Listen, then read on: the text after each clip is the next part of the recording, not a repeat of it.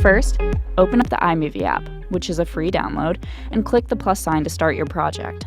Next, choose a theme. The theme is basically a package of elements that iMovie has artfully designed for you, including graphics, titles, transitions, sound effects, and music. Later, you'll pick and choose which elements you want to incorporate into your project. This is the editing interface. The Help button will pull up labels for each of the 7 buttons if you're having trouble. The microphone will open up a new window where you can record live audio. The camera opens up the iPhone camera app to add videos or photos directly to your edit. The film strip brings you to a new window where you select video, photo, or audio from your phone's memory. Settings gives you control over a few project options, including the filter, theme, music, fade in or outs, and more. Undo and play sit right above the timeline, which is where you'll piece together your video clips. To add a video clip to the timeline, click the Add Media button, then tap the clip. A series of choices will pop up. The curvy downward arrow adds your selection to the editing timeline. The play button lets you preview it beforehand. The audio waveform will add the clip's audio to your project without the video. Overlay will add the clip on top of an existing video in the timeline, completely covering it up. Or you can overlay the clip as a mini screen or half screen. Move the yellow bars to select the specific portion of the clip that you want to add to your project timeline, and then click the arrow to add it. Add a few more clips. Don't worry about adding them in order. You can rearrange them after you've added them to the timeline. When you click on an individual clip, a series of options will pop up: trim, speed, volume, titles, and filters. Let's start with trim. If your clip is long enough, you can split it into 2 clips. If you want part of your clip to have one effect and the other to stay natural, then use a split. For example, you can change the filter of the first part and then leave the other part plain.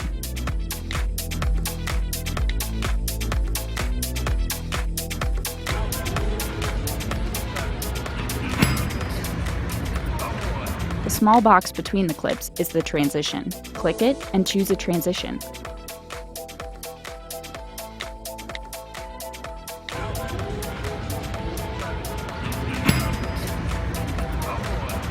The other useful feature in the trim menu is detach. This will separate the clip's video and audio so that you can manipulate them separately. You can make the audio last longer than the video, or the video last longer than the audio. The speed menu lets you change the clip speed from normal to twice its speed, or down to 1/8 of its original speed. Choose a frame to freeze on by clicking Freeze Frame. If you want the speed of the clip to vary throughout, then use the Add button. Select the speed you want, go to the frame where it should change speeds, and click Add, then select the new speed.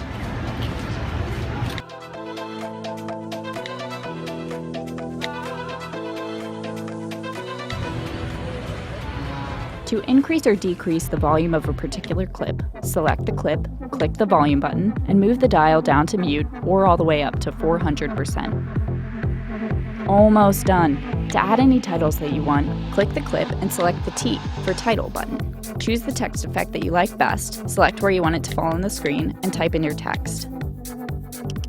If you want to add a title to a plain black screen, well, you can't exactly. But get creative. Film a blank wall or a dark room using the camera capture button and add your text on top. To give your video some flow, add background music.